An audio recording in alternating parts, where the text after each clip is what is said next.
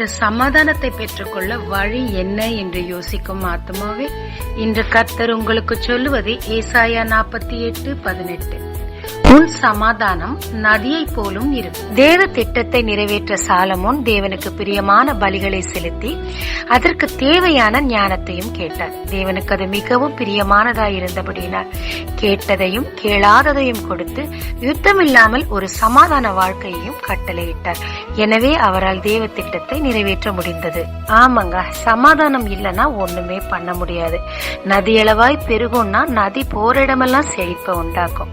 இந்த சமாதானம் வேணும்னா தேவனிடத்தில் தேவ திட்டத்தை நிறைவேற்ற தேவையானவைகளை நாம் கேட்கும் போது தேவன் அதையும் தருவார். சமாதானத்தை கொடுத்து அவர் திட்டத்தை நிறைவேற்ற செய்வார். ஜெபிக்கலாமாங்க. தேவரீர், இந்த சமாதானத்தை நான் பெற்றுக்கொள்ளத்தக்கதாக திட்டம் அறிந்து அதற்கு தேவையானதை கேட்கும் ஞானத்தை எனக்கு தாரும். இயேசு மூலம் பிதாவே, ஆமென்.